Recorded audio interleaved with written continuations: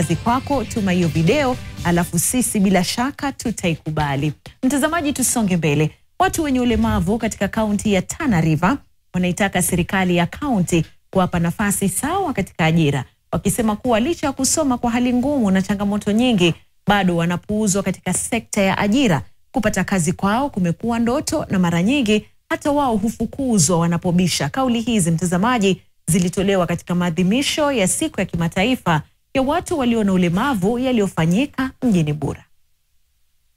Walemavu katika kaunti ya Tana River wangali wanakumbwa na changamoto ya kupata ajira katika kaunti hii. Baadhi ya malango ya serikali yamefungwa kinyume yao, na hivyo basi wanapokwenda kutafuta kazi wanapata changamoto kubwa, na wengine wao wanasalia nje na kuteseka na kuhangaika katika maisha. Hao wote nimejaribu kuongea na kila aina viongozi wanisaidie, angalie vile namna watanisaidia, lakini inakuwa ngumu.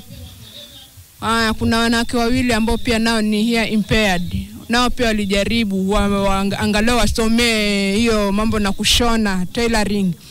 Wamejaribu kufuatilia viongozi, wamejaribu kupigania haki yao, wapate haki yao ili wapate kwenda kufanya hiyo mambo ya kushona, lakini inakuwa ngumu. Hawajasaidika mpaka sasa bado wako nyumbani. Na sisi bado walemavu, sisi ni muhimu, pia sisi ni kama wengine, hatuko tofauti na wanadamu wengine. Pia sisi tunafaa tusaidike kama hawa wengine. Kwa nini serikali wasituangalie pamoja na sisi wakaaji wa Tana River? Lazima tuhakikishe kwamba kuna disability mainstreaming katika njia zote. Tukiingia kwa ujira ni tuhakikishe kwamba kuna percentage ya ujira ambao au walemavu wanapata. Tukiingia kwa agbo ambayo ni ujira ambao unajiajiri mwenyewe ama mgao wa masuala kama tenda, wanahusishwa katika mgao huo.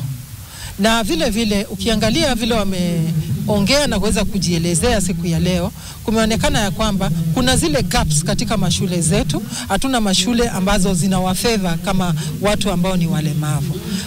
Wamesema masuala kama yale ECD ambao ni early childhood imechangia kwa wazazi wengi kuwaficha watoto wao.